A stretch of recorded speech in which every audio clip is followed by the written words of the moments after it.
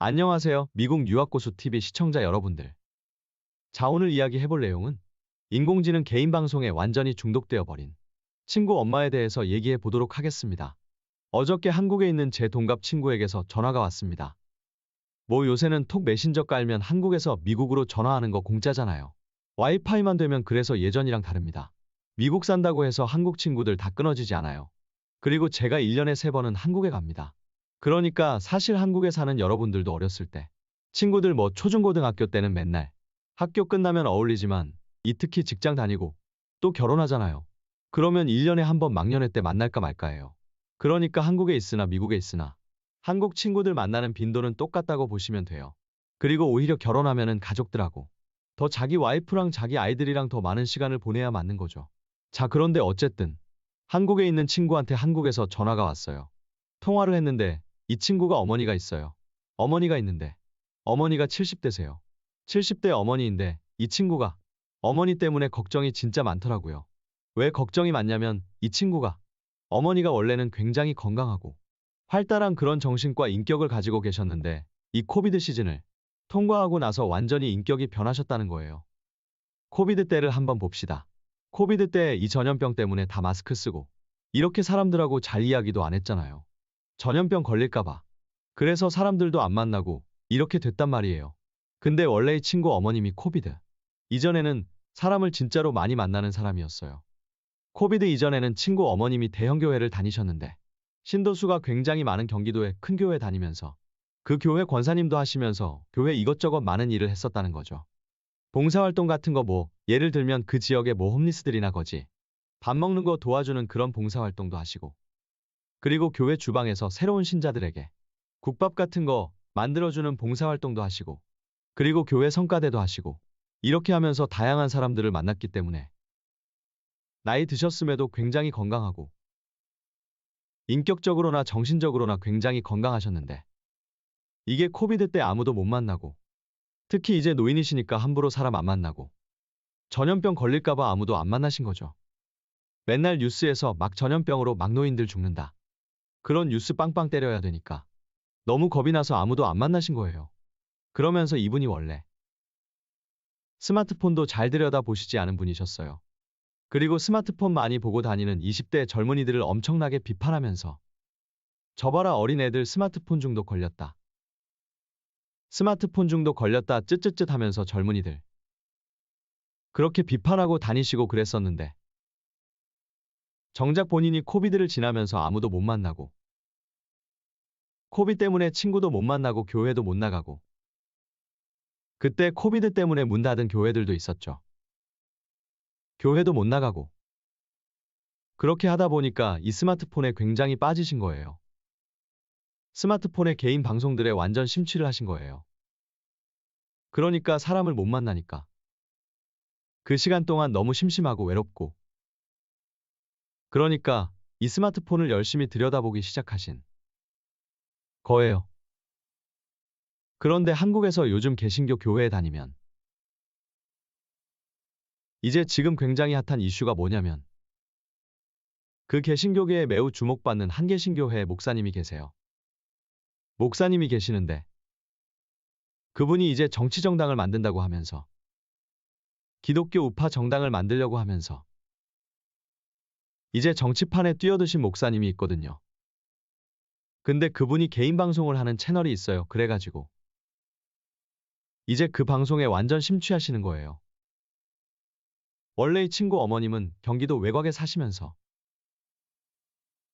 경기도 외곽에 그런 한적하고 평범한 그런 대형 교회를 다니셨는데 이 코비드 때 그 교회가 전염병 때문에 한동안 문 닫아서 못 다니는 바람에 이분이 주로 이제 개인 방송으로만 이제 교회 설교만 듣고 그러다가 이정치하시는 목사님 채널을 접하게 되면서 이제 그 채널에 완전 빠지신 거예요. 근데 그 목사님이 이제 기독교 우파 정당을 만들려고 하는데 왜 기독교 정당을 만들어야 하는지 이유를 들어보면은 굉장히 저도 개신교인으로서 그 목사님이 한국에서 기독교 우파 정치당을 만들려고 하는 거에 대해서 저도 그 필요성이 필요하다고는 생각해요. 한국이 건국된 이후에 이승만 대통령이 건국한 이후로 이제 계속 그 건국 세력들이 이제 무너져 가고 있잖아요. 건국 정신이 그래서 한국도 굉장히 좌파 진보 성향을 가진 미디어와 좌파 진보 성향을 가진 대중들에 의해서 사회 전체가 좌파로 가고 있어요. 그게 한국의 문화적인 큰 흐름의 트렌드입니다. 그 한국 사회가 그렇게 좌파를 좋아하는 이유는 이제 다 유교 때문이죠. 유교의 공자님 말씀이 굉장히 사회주의적인 사상이 굉장히 많기 때문에 한국 국민들은 기본적인 정서가 유교잖아요. 그래서 그냥 좌파가 뭔지 모르고 우파가 뭔지 모르고 그 정의를 안 가르쳐 준 다음에 그냥 사회의 모습들의 예를 한국 사람들에게 보여주잖아요. 좌파라고 이야기하지 않고 그냥 좌파 사회의 예를 보여주고 또 우파라고 이야기하지 않고 그냥 우파 사회의 예를 보여주면 한국 사람들은 기본적으로 좌파에 더 끌립니다. 유교적 정서 때문에 그렇거든요. 그래서 이제 그런 좌파적 정서가 한국에 있는데 이제 특히 소위 말하는 이제 386 세대라고 하죠. 386 세대는 1990년대 후반에 만들어진 말로 30대, 80년대 학번, 60년대생인 세대를 말하는 약어예요. 주로 1980년대의 학생운동을 통해 민주화운동을 경험한 세대를 통칭합니다. 하지만 이제 그들이 나이 들어서 더 이상 30대가 아니에요. 2024년 기준으로는 50대 중반에서 60대 중반의 세대로 586 세대라고도 불리죠. 하여튼 386 세대 있잖아요. 그분들이 이제 결국 586 세대가 됐죠. 50대가 됐죠. 그때 30대였던 사람들이 근데 지금 50대가 되어서 어쨌든 이 사람들이 지금 사회의 높은 자리의 결정권자들이라고 할 수 있는 사회의 주역이란 말입니다. 방송국 국장이거나 편집자이거나 미디어에 이제 주요 프로듀서에서부터 영화감독, 이런 교사들, 교장 선생님, 교감 선생님, 교수님들이시죠. 선생님 이렇게 사회의 주류가 돼요. 그 사람들인데 이 사람들이 대학교 다니던 시절 있잖아요. 80년대를 말하죠. 그 시절에 한국 대학가에는 북한에서 남한으로 내려보낸 간첩들이 되게 많았어요. 간첩들이 진짜 많아가지고 대학가를 북한의 공산주의의 핵심 사상을 주체사상이라고 하죠. 주사파 세력들이 대학가를 장악하고 그들이 이제 북한을 찬양하고 주체사상을 찬양하고 북한에 동의하는 그런 정치 그 이데올로기를 많이 한국의 대학가에 세뇌를 했었어요. 그분들이 대학 졸업하고 교육받고 세뇌당한 대로 그래서 그분들이 한국 사회를 계속 좌성향으로 몰아가고 있는 거예요. 그래서 한국이 현재 굉장히 급잡파적으로 가고 있어요. 지금 한국 대통령이 우파가 된 게 기적이라고 할 만큼 대중의 성향은 좌파입니다. 지금 한국 우파 대통령이 된 게 20대들과 30대 초반의 젊은이들의 우성향 덕분이죠. 겨우 한국이 이번 정권 때 좌파 대통령 안 되고 버틴 거죠. 하지만 한국의 분위기가 대중 정서가 매우 좌파인 세상입니다. 그래서 그런 강력한 좌성향에 반발하여 이제 반발함으로써 이제 이 목사님이 기독교 정치당을 만들려고 하는 겁니다. 한국의 기본 보수 우파 정당이 있는데 이 한국의 보수 우파 정당은 기독교적이지 않아요. 그러니까 사실 이승만 대통령이 미국에서 가져온 미국의 정치학 박사를 전공하시고 미국에서 가져온 양당제라고 할 수 있는 이좌파 우파 시스템은 매우 미국식 시스템입니다. 그래서 미국 사람들이 원래 플랜하니 미국의 정치 사상을 알아야 좌우가 뭔지 아는 겁니다. 미국식 좌파, 미국식 우파 시스템의 핵심은 뭐냐면 성경적이면 우파고 반성경적이면 좌파라는 거예요. 이것을 미국 정치 용어로 아메리칸 컨저버티즘 즉 미국 보수주의라고 합니다. 또한 좌파는 아메리칸 리버럴 즉 미국 진보주의라고 합니다. 이 두 흐름을 자유롭게 자유의지로 선택할 수 있는 게 미국 정치의 핵심이에요. 그래서 성경을 지키려고 하는 사람들이 보수라서 컨저버티브고 성경으로부터 자유하려고 하거나 성경으로부터 탈피하려고 하는 사람이 진보라는 거예요. 영어로 진보를 리버럴이라고 해요. 아시겠죠? 그건 제가 항상 하는 얘기잖아요. 그래서 그 정신으로 이승만 대통령이 이런 미국의 정치학을 박사학위까지 공부하고 와서 미국식 양당제를 가지고 한국을 건국하셨어요. 미국과 같은 종교의 자유와 사상의 자유와 정치의 자유가 있는 사상을 가지고 이 양당제를 모두 보장하는 이 사상으로 대한민국을 건국한 거예요. 그러니까 이 양당제 자체가 굉장히 성경적이에요.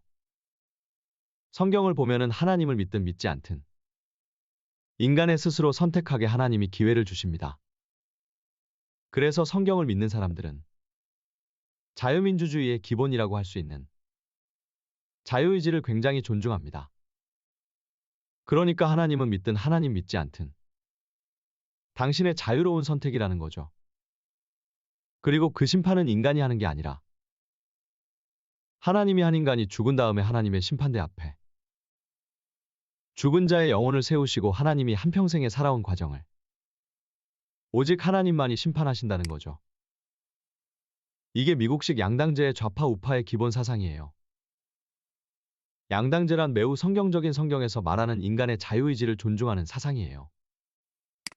미국이 왜 기독교 국가로 시작된 청교도 국가라고 하면서 좌파랑 우파를 모두 허용하는지, 즉 성경적이면 우파 반성경적이면 좌파인데 반성경적인 좌파 세력을 왜 미국이 허용하는지, 그게 다 성경 때문이에요.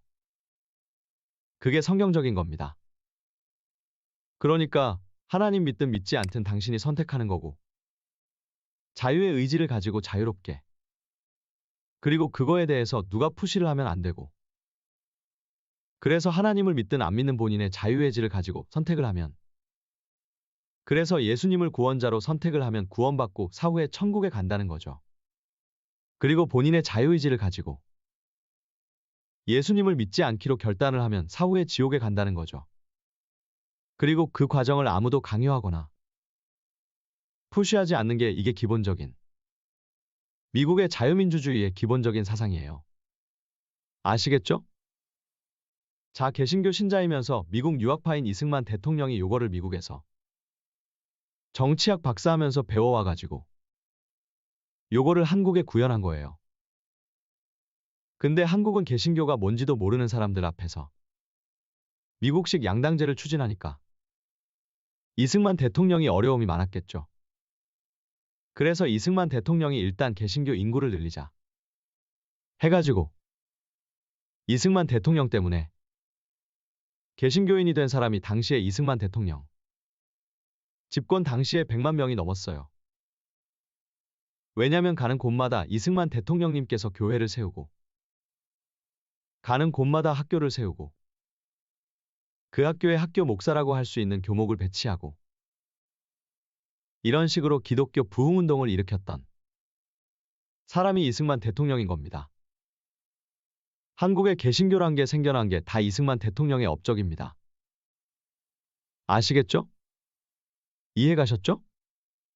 자, 그렇게 이승만 대통령이 굉장히 성경적인 백그라운드로 건국한 나라가 대한민국이란 나라는 거예요. 근데 이게 계속 무너져 가고 있죠? 북한에게 세뇌당한 주체사상이라 하는 사상을 좋아하고 북한을 찬양하고 북한에게 충성하는 세력들로 인해서 대한민국의 건국정신은 무너져 가고 있죠. 그래서 이제 대한민국에 위기가 왔어요. 근데 이런 찰나에 이제 보수 우파 정당이라고 하는 한국의 보수 정당에 사람들이 기독교적이지는 않는 거예요.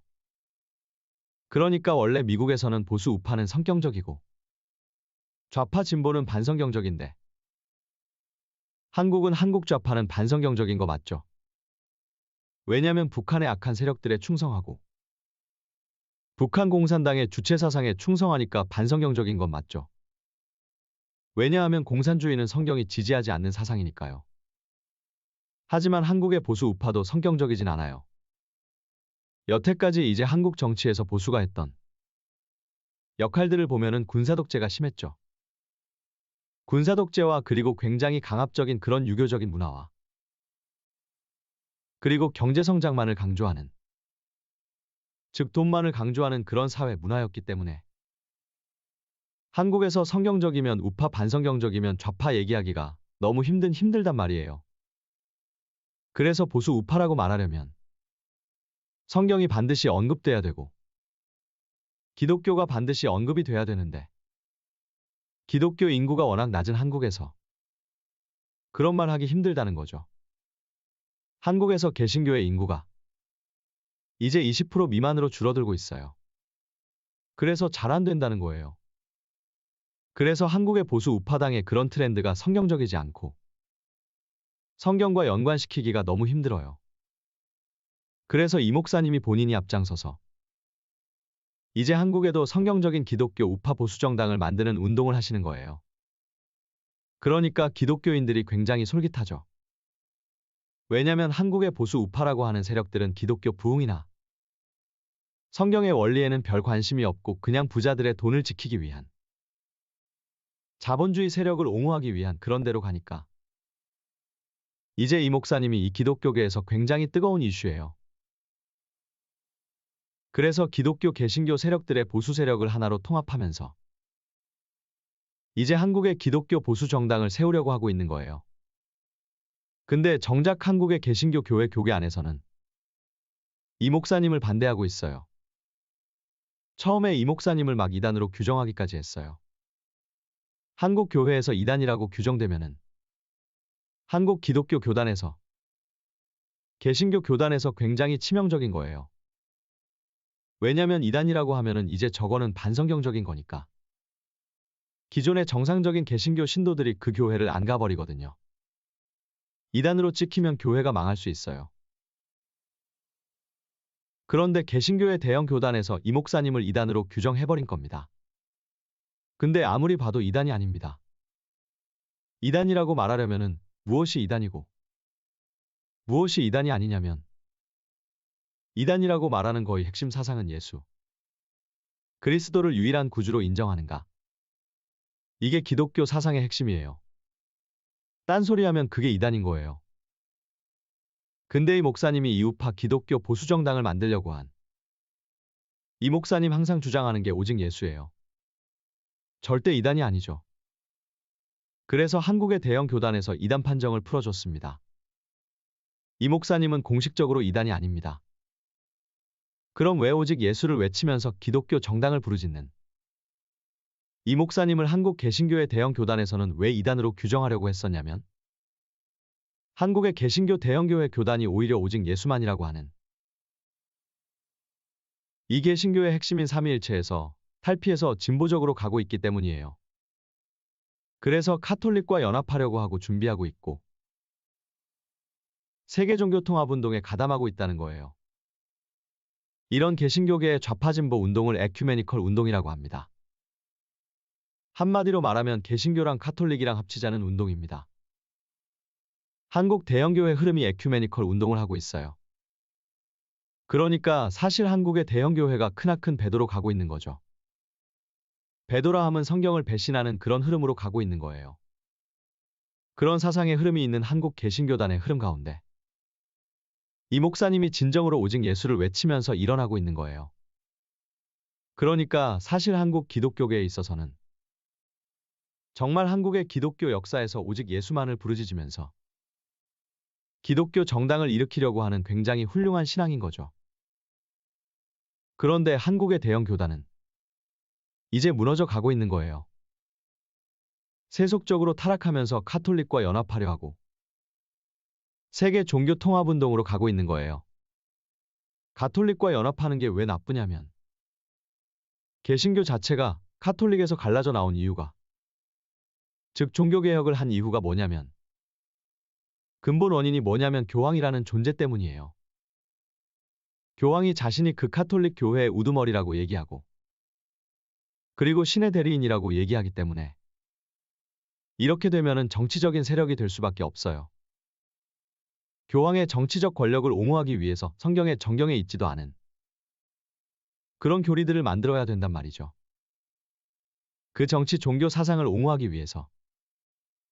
그래서 카톨릭이 좌파 진보적으로 갈 수밖에 없는 거예요. 인본주의로 갈 수밖에 없는 거예요. 그거에 반발해서 오직 성경에 충성하고 오직 교회의 주인은 예수 그리스도다라고 외치는 사람들이 카톨릭 네트워크에서 다 탈퇴를 하고 오직 성경에만 충성하는 성경만을 믿는 기독교 세력을 만들어낸 거죠. 그게 바로 개신교예요.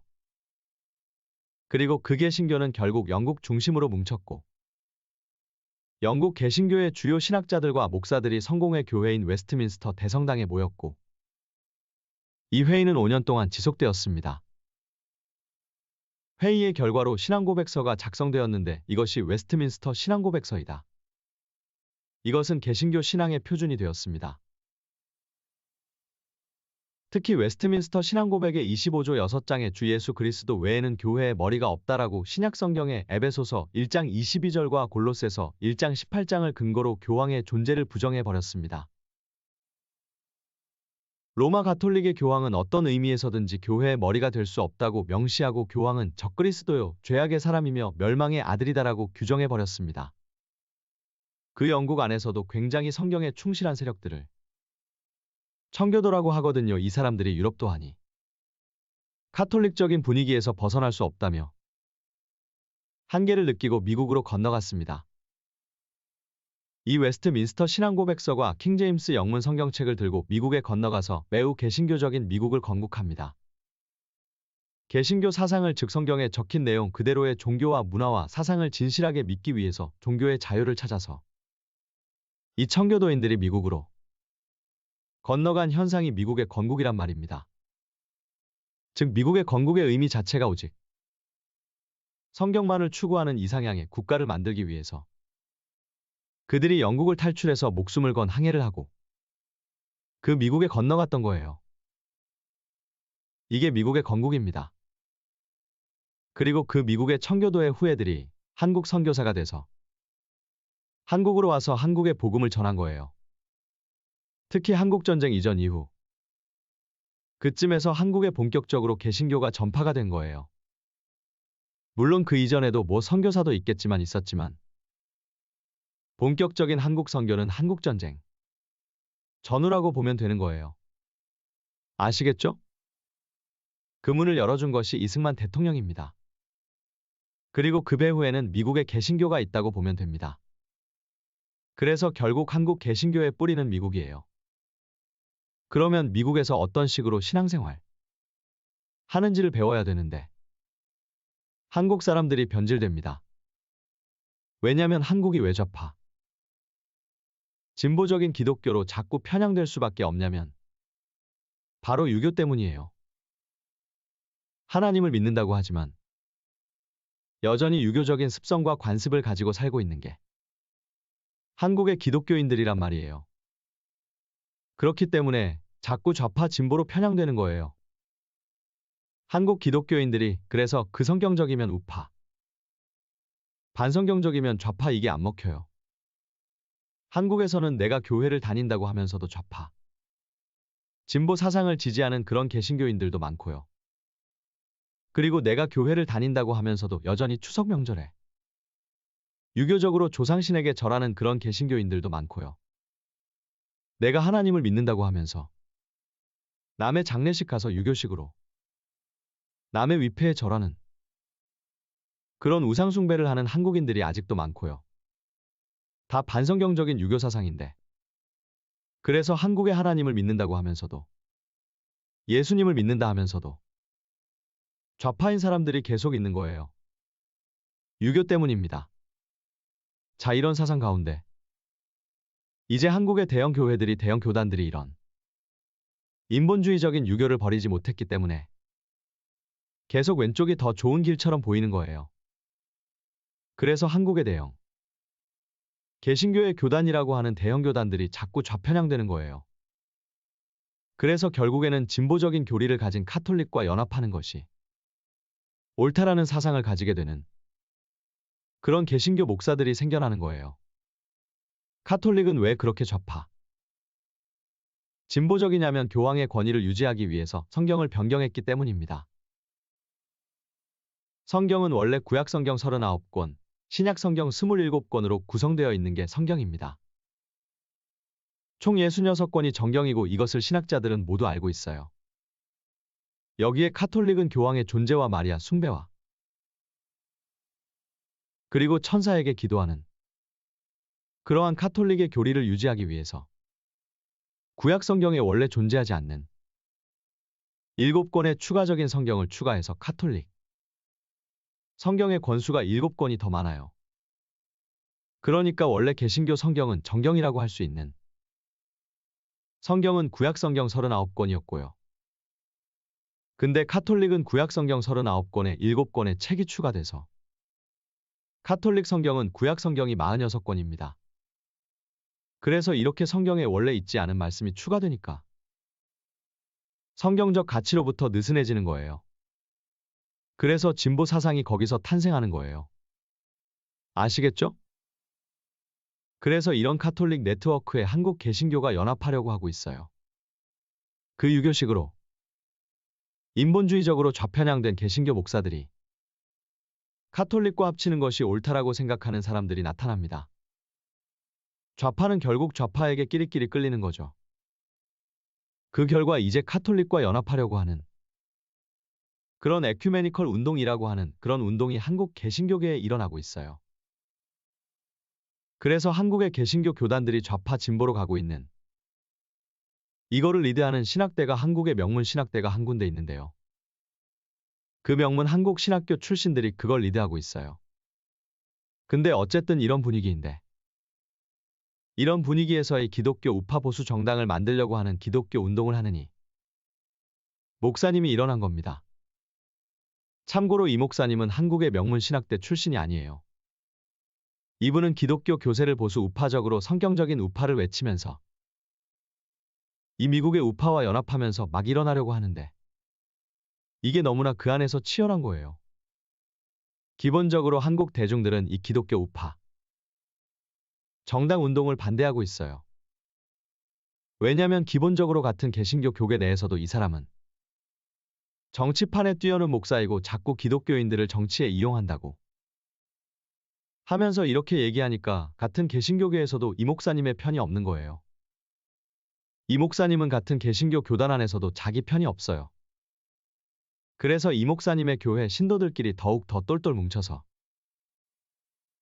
이제 한국의 보수정당 기독교 정당안 일으키려고 하는 교회가 있습니다. 근데 예전에 좌파 정권 때 이 교회가 정치적 압력을 받아서 철거를 당할 뻔했거든요. 그때 철거 당할 뻔한 위기에 교회를 철거하러 온 좌파 정권의 세력들에게 신도들이 하이바쓰고 맞서면서 똘똘 뭉쳐 단합해 버린 겁니다. 위기의 결과 신도들이 더 단합하게 되었고 그 결과 이 교회는 엄청난 결집력을 가진 집단이 되었어요. 그래서 이 교회는 좌파와 싸우는 교회가 되어버렸어요. 친구 어머니가 이 교회에 다니면서 매우 폭력적인 성향으로 변하고 좌파욕을 하고 다니는 사람으로 변해버려서 친구가 너무 걱정을 하는 겁니다. 성경은 사실 사랑을 중요하게 생각하는데 이 교회에 다니면 우파 정치 세력이 되고 사람이 난폭해지고 좌파를 매우 욕하는 사람이 되어버리기 때문에 친구가 매우 걱정하는 겁니다. 저도 개신교인으로서 한국인들이 보수가 뭔지 깨달아야 된다고 생각은 하고 보수 우파 기독교 정당의 필요성을 느끼지만 현재 한국 개신교 우파 보수 세력들이 보여주는 강력한 정치적 갈등은 추종자들의 인격과 가정을 매우 난폭하게 몰아가고 있어서 저도 매우 걱정되고 고민됩니다. 반면에 요즘 한국 신학대들의 분위기는 매우 고상한 교수님들이 인본주의 진보 사상을 가르치고 있어서 또 이것 또한 걱정됩니다. 이 표를 한번 봐주세요. 이게 제가 매우 걱정하는 한국 기독교계의 모습입니다. 한국의 명문사립 신학교 교수님들은 고상한 교수님 말투로 고상한 지식을 가르치세요.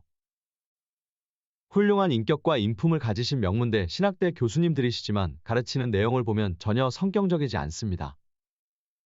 완전히 인본주의 사상을 가르치는 게 한국의 명문사립 신학대의 현주소입니다.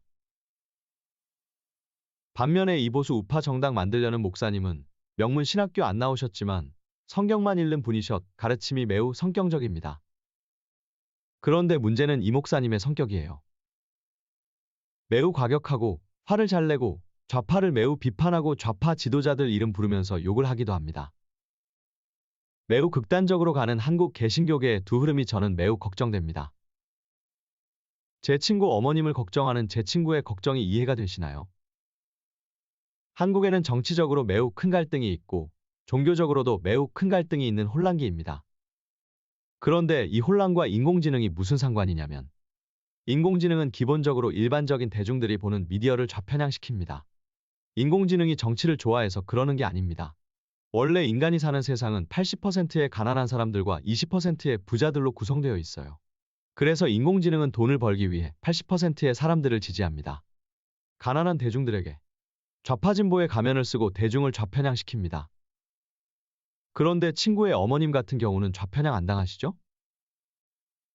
개신교인이고 개신교의 신앙이 상당한 분이십니다.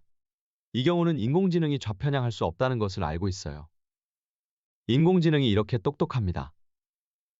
그래서 친구 어머님이 좋아하는 취향을 머신러닝해서 오로지 보수 우파 교회 관련 영상만 모두 추천합니다. 역시 인공지능이 이러는 이유는 종교에 관심이 있어서도 아니고 우파를 좋아해서도 아니에요. 오로지 어머님의 뇌구조를 머신러닝해서 어머님의 취향을 저격하는 거예요. 그래서 계속 우파 정치 방송만 추천하기 때문에 우파 정치 방송에 중독되게 만드는 겁니다. 이것 또한 건강하지 않아요. 인공지능 시대의 건강한 삶은 사람을 직접 만나서 사람과 얼굴 보고 만나서 같이 밥 먹고 차 한잔하면서 인간적으로 건강하게 인격적으로 이야기해야 합니다. 친구 어머님이 정말 한국이 걱정되면 건강한 교회에 출석하셔서 같이 기도하고 말씀 보고 한국을 위해 기도하는 모임에 나가야죠. 집에서 스마트폰으로만 기독교 우파 방송만 보면 건강하지 않는 뇌구조가 됩니다. 인간과 상호작용 없이 인공지능이 주는 일방적인 성향의 영상만 시청하면 이것도 건강하지 않습니다. 즉 인공지능 시대에는 인공지능을 멀리해야 합니다. 건강하게 사람과 만나서 건강한 인간관계를 가질 때 인간은 행복합니다. 진정한 기독교 보수는 믿음의 사람들끼리 모여서 밥 먹고 기도하고 성경 공부 같이 하는 것입니다. 방구석에 앉아서 스마트폰으로 기독교 방송 많이 본다고 믿음이 좋아지지 않습니다. 우파 방송에 좋아요 누른다고 해서 세상이 변하지 않습니다. 세상 사람들과 만나서 자신의 성경적 가르침을 세상의 사랑으로 실천해야 세상은 변합니다. 그리고 마지막으로 하나님이 원하시는 사람은 사람이 듣기 좋아하는 인본주의의 말을 하는 사람이 아닙니다. 인간이 부족하고 모나 보여도 성경적으로 성경에 적힌 그대로 말하는 사람이 하나님의 사람입니다. 인간의 눈에는 멋진 양복 입고 명문대 교수 타이틀 달고 교양 있고 학식 있고 멋져 보이는 듣기 좋은 말하는 사람이 좋아 보이지만 하나님은 부족한 인간이어도 성경에 적힌 그대로 이해하고 말하고 실천하는 사람들을 원하십니다. 그러므로 오른쪽 표에서 보면 왼쪽의 교수는 인간이 보기에 멋져 보이는 사람이고 오른쪽은 하나님이 보시기에 훌륭한 사람일 수 있어요. 인본주의를 말하는 사람은 거짓 선지자입니다. 성경에 적힌 말을 하는 사람이 하나님의 사람이며 하나님은 사랑의 하나님이기도 하시지만 정의와 공의의 하나님이시기도 합니다. 청교도인들이 미국 땅에 내려서 자신들을 도와준 인디언들과 전쟁을 벌인 이유는 인디언들이 인본주의적으로 먹을 것을 도와주고 사람들은 참 좋았지만 같이 지낼수록 아메리카의 정령들에게 제사 지내고 우상숭배를 했기 때문입니다. 하나님은 사랑이시지만 또한 공의의 하나님입니다. 이것은 참 어려운 일이지만 믿음의 사람들은 항상 사람보다 하나님을 택하는 사람입니다. 도움이 되셨기를 바랍니다.